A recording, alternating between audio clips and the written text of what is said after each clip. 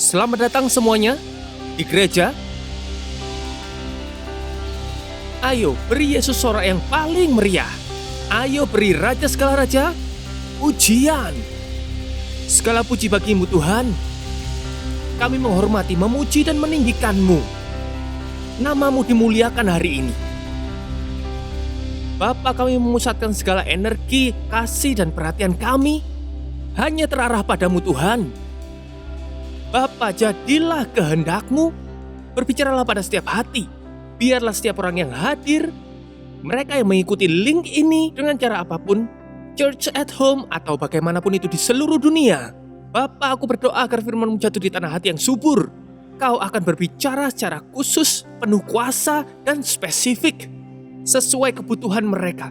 Bapa, singkirkanlah segala penghalang, baik itu secara rohani maupun fisik. Dan Tuhan, aku berdoa agar fokus setiap orang benar-benar memberi ruang untuk firman Tuhan ditabur. Nyatakan firman-Mu. Bapa, pakailah kata-kataku untuk memperdengarkan suara-Mu.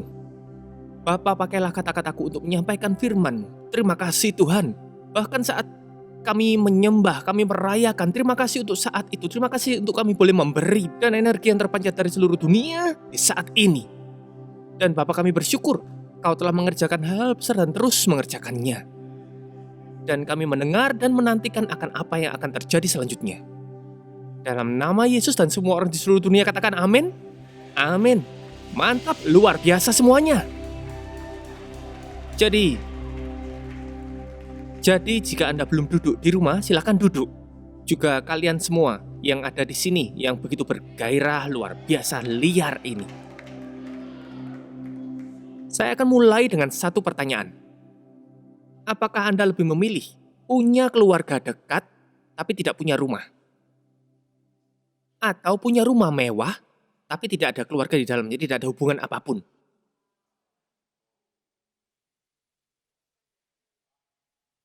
Baik, kita akan voting di studio. Di rumah juga boleh voting, tapi hati-hati jika Anda hanya bersama keluarga. Oke. Di antara dua pilihan, kalian lebih memilih mempunyai keluarga, dekat dengan keluarga, tapi tidak punya tempat tinggal? Atau kalian punya rumah bagai istana, tapi tidak punya hubungan apapun? Siapa memilih pilihan pertama? Wah, kalian semua rohani. Ya, saya hanya mengingatkan sepertinya itu memang jawaban yang benar.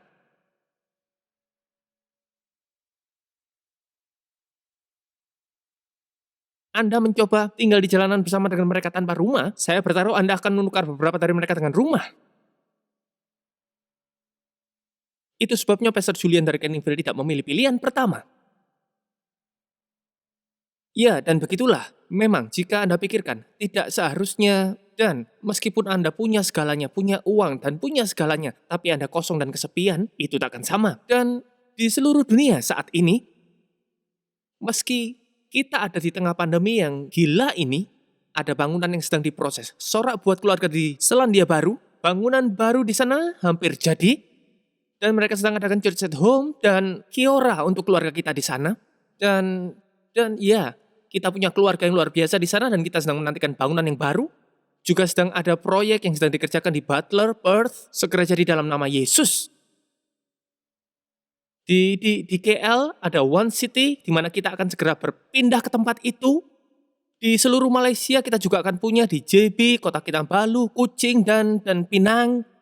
Di Bali mungkin kita juga mempertimbangkan beberapa tempat, itu bagus. Bahkan di seluruh dunia seperti di London kita mencari tempat atau di hotel untuk hub. Karena memang sebenarnya kita ini perlu bangunan. Kami sangat berterima kasih pada Anda yang memberi di Miracle Offering beberapa minggu lalu. Bahkan masih ada yang terus memberi. Nah, kalau kita bicara tentang bangunan, ini bisa jadi tentang kata benda dan kata kerja.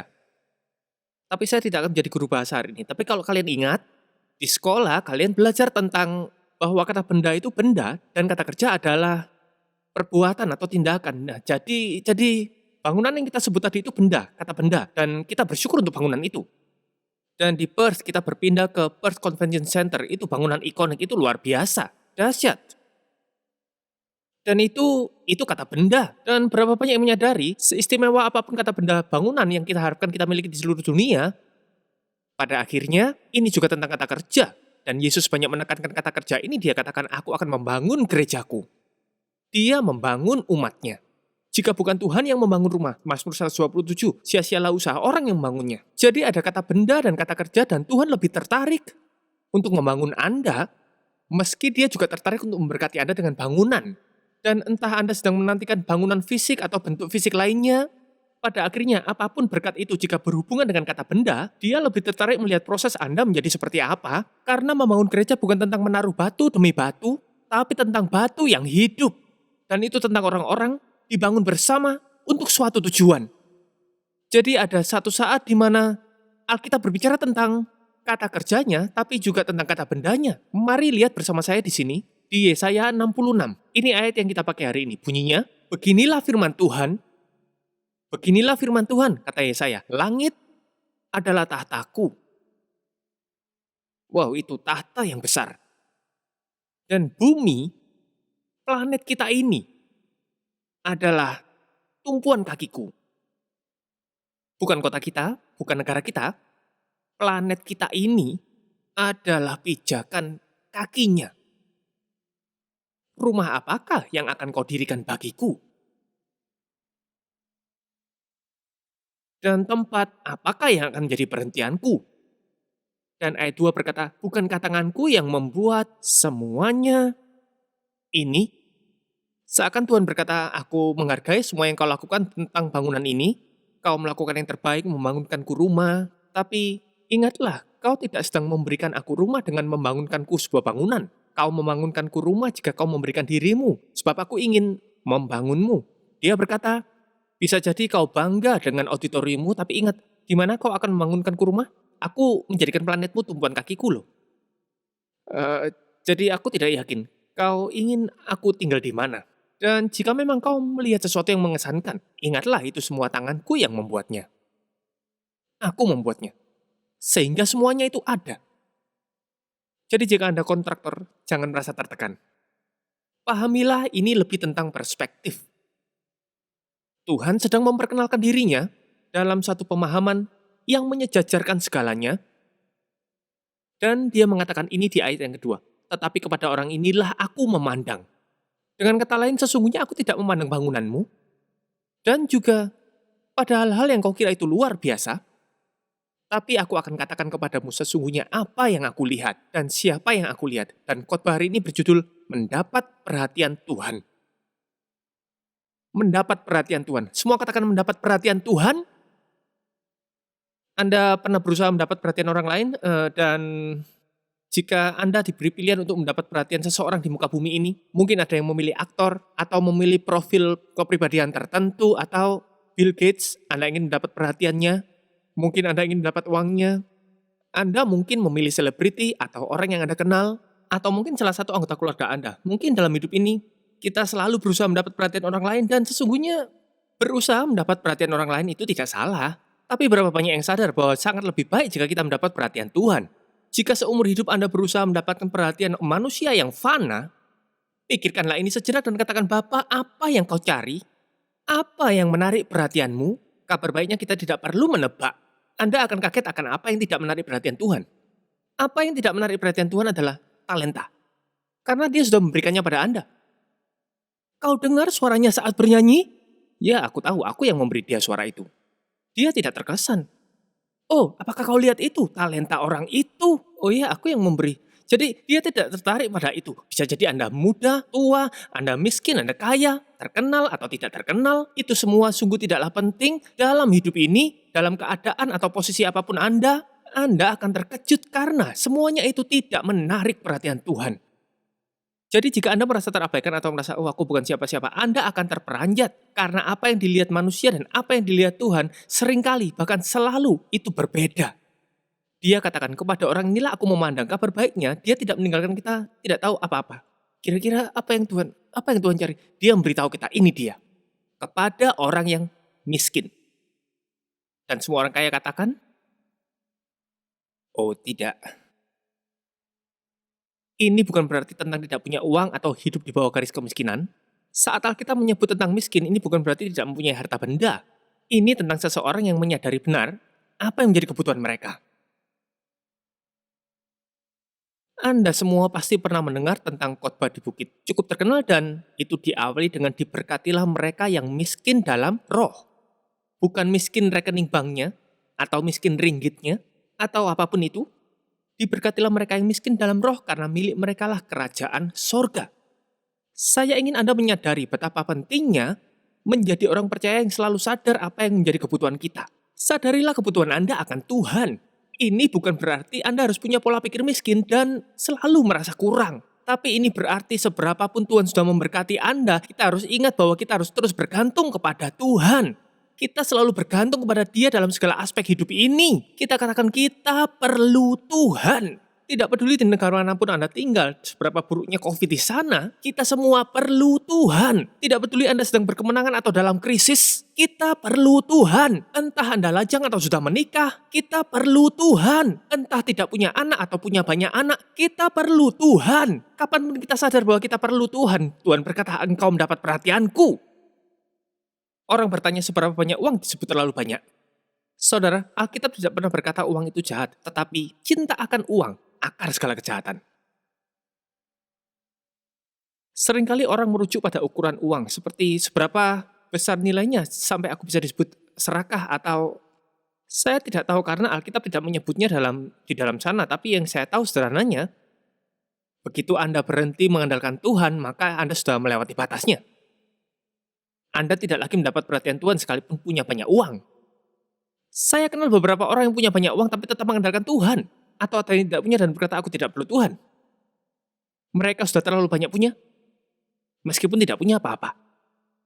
Karena Tuhan tidak tertarik pada saldo bank Anda, tapi pada saldo hati Anda. Saldo lapar Anda, saldo kerinduan Anda. Janganlah kita pernah, sebagai gereja, sebagai keluarga, sebagai individu, kita berpikir aku bisa, aku mampu. Setiap hari mulailah dengan Tuhan, aku memerlukanmu. Tuhan, aku bersyukur, tanpamu aku tidak bisa. Tuhan, aku tidak bisa mendidik anak-anak tanpamu, menjaga pernikahan tanpamu, melayani tanpamu. Aku tidak bisa bekerja tanpamu, tidak bisa hidup tanpamu, bahkan tidak bisa mengenal diriku sendiri tanpamu. Aku memerlukanmu. Tuhan berkata orang itu mendapat perhatianku. Dia berkata berbahagialah mereka yang miskin dalam roh karena milik mereka lah kerajaan sorga. Ini kata lain dari miskin jika Anda ingin tahu sehubungan dengan kebutuhan, kerendahan hati. Orang yang rendah hati mendapat perhatian Tuhan. Dan saudara, kerendahan hati adalah sebuah sikap. Saya dulu, karena saya ini introvert, saya dulu berpikir bahwa saya rendah hati. Introvert tidak selalu berarti rendah hati. Ada orang-orang yang sombong dan tidak banyak bicara. Jadi ini bukan tentang kepribadian Anda. Kerendahan hati. C.S. Lewis menulisnya ini bukanlah berpikir rendah tentang dirimu, tapi tidak banyak berpikir tentang dirimu. Dan ini bukan tentang postur tubuh tertentu. Saya mempelajari sikap rendah hati dan ini bukan secara resmi, saya hanya suka belajar. Saya dapati bahwa orang rendah hati tidak menatap mata. Mereka melihat ke bawah. Atau ke atas. Melihat ke bawah. Ribut dengan baju bagian bawah.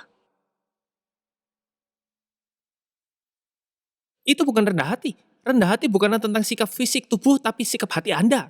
Dan saya beritahu Anda, ini bukan tentang menjadi Kristen seperti apa Anda. Karena ini hanya bukan tentang perlambang agamawi saja. Kerendahan hati mempunyai dampak yang sangat luar biasa. Dan lawannya punya dampak lebih mengerikan. Yakobus 4 ayat 6 berkata, Tuhan menentang orang congkak, tapi mengasihani orang yang rendah hati. Jika Anda ingin mendapat perhatian Tuhan, Anda bisa dapatkannya dengan dua cara. Tapi perhatian dalam hal yang baik didapat oleh mereka yang menyadari kebutuhannya akan Dia. Dan inilah yang disebut dengan kerendahan hati. Jadi Mike, ayo datang ke sini, tolong aku. Pastor Mike Humberstone. Jadi ini Mike, dia sangat rendah hati. Jadi seperti inilah yang dimaksud dengan ayat itu. Kau menjalani hidupmu, kau menjalani harimu, dan mungkin mengawali dari sini. Kau berjalan, kau jalani hidup ini dengan rendah hati. Iya, kau tidak cocok jadi orang rendah hati. Tapi ya udahlah, ayo kita teruskan. Nah, ini sekarang yang dikatakan Alkitab. Tuhan bukan Tuhan yang diam. Begitu engkau mulai tinggi hati, ayo mulai tinggi hati. Entah gimana caranya. Nah, itu lebih cocok. Nah, ya ayo, jadi ini yang dikatakan Alkitab. Ya, kata Alkitab, Tuhan menentang orang congkak. Dengan kata lain, Tuhan bukan saja hanya, dia membutuhkan diri sendiri, tapi dia menahan Anda. Jadi saat orang sombong hendak menjalani kehidupan, Tuhan berkata, ya aku sekarang akan menjadi penentangmu. Hidup ini sudah cukup berat dengan adanya musuh, mertua, dan atasan kita, dan konselor, pemerintah. Jadi hidup sudah cukup berat dengan pihak-pihak yang nyata-nyata melawan kita. Tapi Tuhan berkata itu bukan apa-apa, aku akan jadi penentangmu kalau engkau mulai sombong. Aku akan menentangmu, jadi cobalah. Saudara, seringkali dalam hidup saya, kadang saya mengalami, kenapa aku tidak mengalami ini, kenapa tidak ada terobosan. Saya tidak akan memeriksa lainnya kecuali, apakah ada kesombongan di hati saya. Tuhan, apakah aku sudah menjadi sombong? Sebab aku tidak ingin engkau menjadi musuhku, engkau menjadi penentangku. Dan ini mungkin bukan hanya tentang kesombongan, mungkin ada keadaan atau situasi yang perlu kita doakan. Bukan hanya doa biasa, tapi benar-benar kita doakan. Mungkin saja semua itu yang terjadi, tapi pertama yang kita cek adalah kesombongan. Karena kita tidak ingin Tuhan menjadi penentang kita. Tapi bukankah Tuhan di pihak kita? Ya, tapi bukan di pihak orang sombong. Tuhan menentang orang congkak. Mike mencoba menjalani hidup, tapi dia tidak bisa maju. Dia bertanya, kenapa ini? Mungkin aku terlalu mengandalkan diriku sendiri. Tapi ayat itu tak berhenti di sana. Dia mengatakan, tapi mengasihani orang yang rendah hati. Jadi dia tidak sedang berkata, oh kau rendah hati, jadi aku tidak akan menentangmu. Tapi dia benar-benar beralih ke sampingmu dan berkata, kau tahu ada anugerah bagimu. Kau tahu apa itu? Anugerah adalah pemberdayaan dari Tuhan. Memampukanmu melakukan segala sesuatu. Kau tahu di airport itu ada eskalator ya, dan aku suka berlomba jalan cepat dengan penumpang yang lain, dan karena mereka tidak tahu, tapi aku tetap melakukannya, aku suka. Mereka berjalan biasa dan aku suka, ada eskalator, haha. Energi yang dipakai adalah energi yang sama, tapi saya berjalan dengan lebih cepat dan lebih mudah dibanding dengan mereka. Seperti itulah saat Tuhan memberi anugerahnya. Tuhan berkata, yang tadinya aku menentang engkau karena engkau sombong, tapi karena engkau mau merendahkan hati dan memerlukan aku akan pindah ke sampingmu dan mulai mendorongmu, dan aku akan menjadikanmu lebih kuat, lebih cepat, dan lebih baik. Tuhan menentang orang yang congkak, tapi mengasihani orang yang rendah hati. Jika Anda ingin mendapat perhatian dari sorga, katakan, Tuhan, aku mau merendahkan hatiku. Dan saudara, ini bukan tentang sikap apapun selain Tuhan, aku mengakui engkau. Kalau melihat penyembah yang rendah hati, saya dulu berpikir penyembah rendah hati seperti ini. Tapi saya sadari bahwa orang-orang yang benar-benar merindukan Tuhan adalah mereka yang tahu akan kebutuhan mereka. Kerendahan hati bukanlah sikap eksternal tubuh kita, melainkan sikap internal hati kita. Ingin mendapat perhatian Tuhan, semua katakan kerendahan hati. Dan yang kedua adalah orang yang hancur hati. Dan kata yang ini selalu merujuk pada pertobatan. Ingin mendapat perhatian Tuhan, orang yang bertobat mendapat perhatian Tuhan. Itu bukan berarti terus berbuat dosa lalu bertobat akan mendapat perhatian Tuhan. Bertobat bukan berarti menangis terseduh-seduh lalu ikut dalam altar call. Atau menangis hancur hati karena ada hadirat Tuhan yang begitu terasa. Ya, itu memang benar. Pertobatan adalah kelembutan hati yang berkata, aku tidak hanya mengakui kebutuhanku akan engkau, tapi aku akan berubah sesuai yang diperlukan untuk bisa berjalan di jalanmu. Karena bertobat intinya berarti berbalik arah, mengubah pikiran. Jadi dalam perjalanan Anda bertobat, Anda berbalik arah, dan mulai berjalan ke arah Tuhan. Dan saat mulai berjalan di jalannya Tuhan, Anda bukan hanya menunjukkan kerendahan hati, tapi juga menunjukkan pertobatan. Bertobat dan mengatakan, Tuhan ampunilah aku, tetapi tidak pernah mengubah arah, bukanlah pertobatan. Orang berpikir dengan mengatakan ampuni aku itu pertobatan. Itu bukan. Itu baru langkah awal pertobatan. Pertobatan yang sejati ialah berbalik dan mengambil arah yang sebaliknya. Jadi jika Anda terus melakukan itu, Anda terus meminta ampun dan berkatakan, ya kan Tuhan mengampuni aku 70 kali 7 kali, jadi Tuhan tetap akan mengampuni aku. Itu bukan bertobat, itu pengulangan. Dan Tuhan tidak berkata ulangilah karena kerajaan surga sudah dekat. Tapi bertobatlah sebab kerajaan surga sudah dekat. Itu artinya dia ingin Anda berbalik ke arah yang berlawanan dan mulai melangkah. Sebab Tuhan telah menetapkan sebuah jalan untuk Anda, dan ada jalan yang Anda buat sendiri, dan dia berkata, dengarkan, jika kau tidak mau berbalik dan berjalan di jalanku, ada sesuatu yang besar di depan sana. Nah, saat mendengar kerendahan hati dan pertobatan, Anda kira ini khotbah yang berat. Tapi saya akan beri sudut pandang yang lain. Tuhan sudah siapkan masa depan yang luar biasa buat Anda, tapi Anda hanya akan mendapat perhatiannya jika Anda mengakui kebutuhan Anda akan Dia, dan Anda bersedia untuk berjalan di jalannya. Saya tidak tahu bagaimana kata pertobatan bisa mendapatkan kesan yang buruk di telinga orang. Mungkin ada pendeta zaman dulu berkata, bertobatlah! Dan oh iya, aku tidak mau masuk neraka. Dan saudara, ya, Anda perlu bertobat karena jalan yang sempit membawa pada hidup, sedangkan jalan yang lebar membawa pada kebinasaan. Tapi pertobatan tidak hanya tentang hari di mana Anda diselamatkan. Nah, aku sudah diselamatkan, aku tidak perlu bertobat lagi. Kau bercanda. Sejak saya diselamatkan, saya sekarang lebih sering bertobat dari sebelumnya karena saya sekarang menyadari ada jalan yang lain. Pertobatan bukan tanda kelemahan, tapi tanda keberserahan. Kita sedang berkata, Tuhan aku memilihmu, dan Tuhan berkata, kau mendapat perhatianku. Orang seperti inilah yang kucari. Bangunan-bangunan bagus itu baik, tapi inilah yang kucari.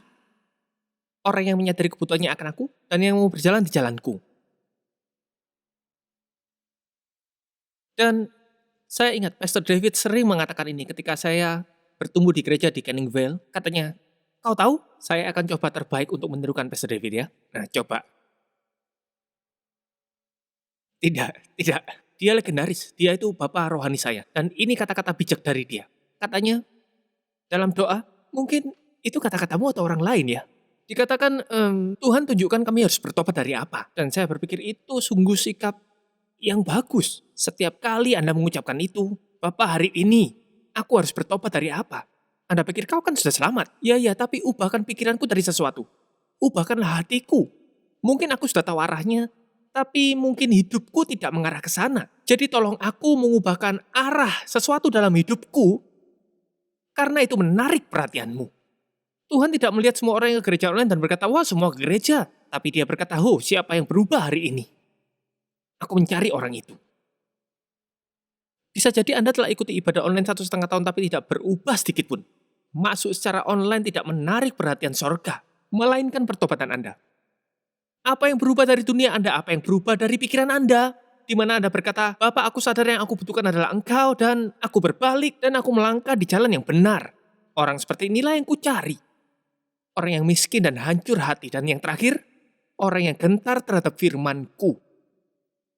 Yang gentar akan firman-Ku. Ini bukan berarti Anda menjadi takut saat melihat pendeta naik panggung. Juga bukan berarti saat Alkitab dibuka Anda gemetaran. Ini sebenarnya adalah sebuah gambaran lain dari, ini kata yang jarang kita pakai, penghormatan. Jadi mata Tuhan tertuju pada orang yang rendah hati, bertobat, dan menghormati. Menghormati, apa itu maksudnya? Sebab di gereja kita di mana ada sukacita, energi, tertawa, bahkan puji-pujian, penghormatan seakan adalah keadaan yang bertentangan. Dan Anda tahu, bahkan kami ini sering dikritik oleh gereja yang lebih tradisional atau konservatif dan berkata, tidak ada rasa hormat di gereja itu. Dengan kata lain, kita tidak terlihat menyedihkan. Karena referensi perjanjian lama mengatakan saat kemuliaan Tuhan turun, mereka semua seharusnya rebah di lantai, sehingga terkadang orang berusaha menciptakan suasana penghormatan tanpa ada penghormatan yang sebenarnya. Dan berkata, ayo semuanya rebah ke tanah. Itu bukan seperti penghormatan, itu seperti perampokan bank.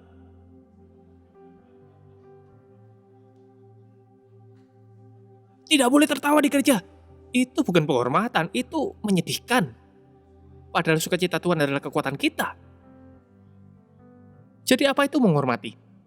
Jadi ada penghormatan palsu, tidak ada penghormatan. Jadi sebenarnya apa itu penghormatan? Penghormatan sejati adalah sikap gentar terhadap firman Tuhan. Memberi bobot khusus dalam hidup ini tentang firman-Nya. Dan meski ada dua pilihan jalan, aku ingin berjalan ke arah ini.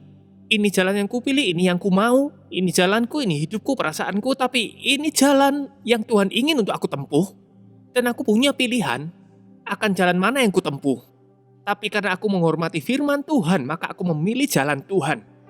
Firman-Nya itu punya arti dalam hidupku. Aku tidak berkata ini tahun 2021, aku tidak mempercayai lagi Alkitab dan aku akan melakukan seperti apa yang aku mau. Tidak, aku gentar akan firman-Mu sekalipun aku ingin berjalan di jalanku. Tapi firman-Mu itu menarik aku dan aku gentar akan firman-Mu dan berkata, ya Tuhan, aku akan memilih jalan-Mu Tuhan. Dan saya tahu itu tidak mudah. Beberapa orang berpikir itu berarti aku tidak boleh membuat kesalahan kan? Oh tidak, ada ayat yang mengena di hati saya beberapa tahun lalu dan saya mengalami perjumpaan dengan Tuhan di ayat ini.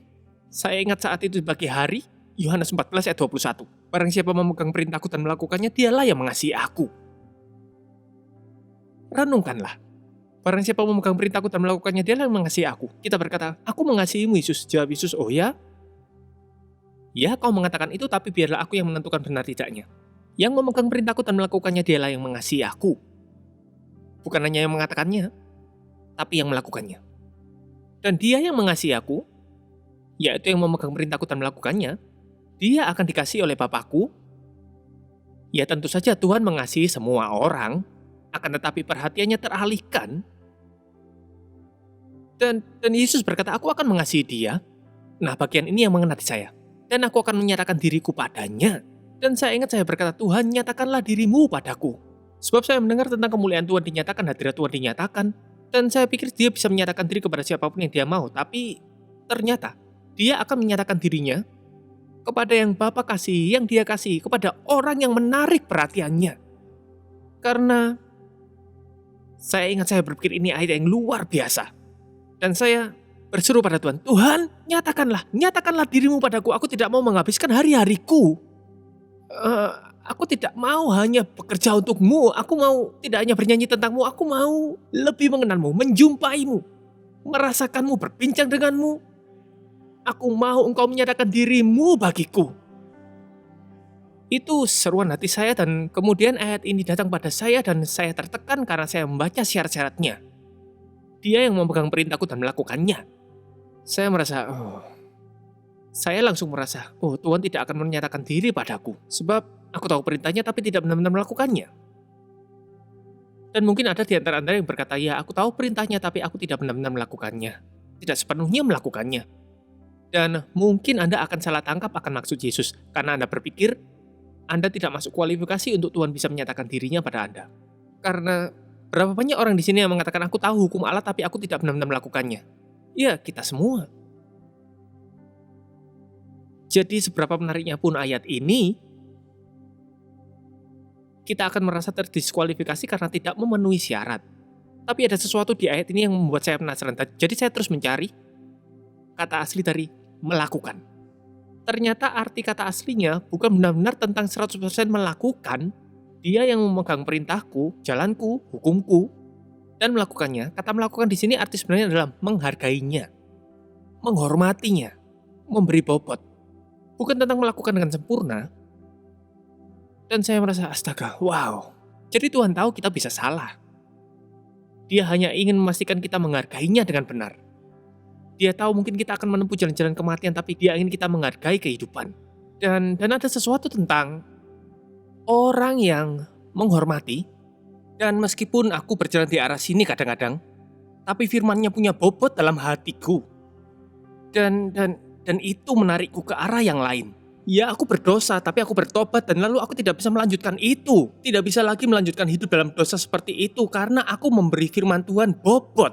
Pada orang inilah aku memandang, yang sadar akan kebutuhannya dan berjalan di jalanku. Dan dia gentar terhadap firmanku, dia memberi bobot terhadap firmanku. Dan firman itu bertindak bukan hanya sebagai kompas, tapi sebagai sesuatu yang menarik kita kembali ke jalan yang benar. Terkadang aku tidak mau mengampuni dan kepahitan terhadap seseorang, tapi firman-Nya memberi bobot dalam hidupku. Itu mendorongku untuk mengampuni dan melupakan.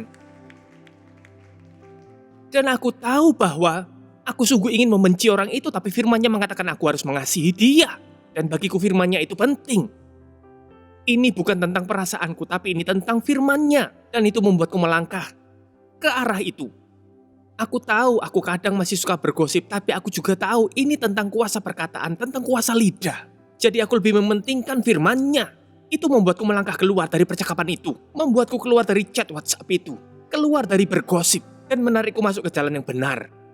Aku sebenarnya tidak suka, tidak percaya tentang perpuluhan ini. Maka jadi aku melakukan apa yang aku suka lakukan. Tapi aku memberi bobot pada firman-Nya. Perpuluhan itu tentang 10%, bukan tips.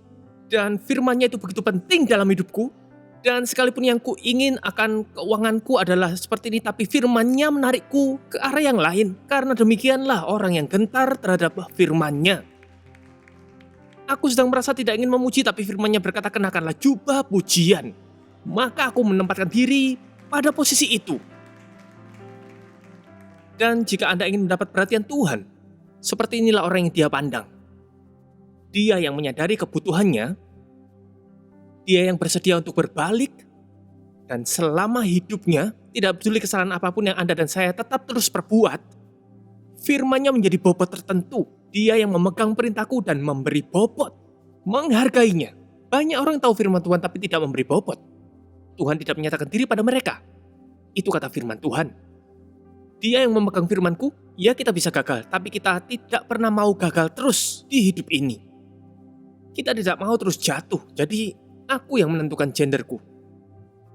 Aku yang menentukan tentang keuanganku, atau biologiku, atau apapun itu. Tidak. Aku kembalikan semuanya itu pada firman Tuhan. Karena dia tidak mungkin melempar batu pada orang yang bertobat, iya kan? Pada orang inilah aku memandang, aku tidak akan menghakimi tapi mengangkat dia. Dan ini keindahannya, Anda berpikir ada apa dengan mendapat perhatian Tuhan? Memangnya kenapa? Bilangan 6 ayat 24-26, Tuhan memberkati engkau dan melindungi engkau. Tuhan menyinari engkau dengan wajahnya dan memberi engkau kasih karunia. Dan biarlah Tuhan menghadapkan wajahnya kepadamu dan memberimu damai. Tadi Pastor Matt menyatakan damai atas hidup Anda. Ya, Tuhan akan menghadapkan wajahnya kepada Anda, dan saat wajahnya menghadap pada Anda dan keluarga Anda, bukan hanya ada damai sejahtera, tapi ada kasih karunia, pertumbuhan, anugerah, keberanian, ada segalanya dalam hadirat Tuhan.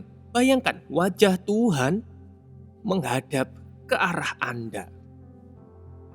Mari kita semua berdiri bersama-sama. Dan untuk sejenak,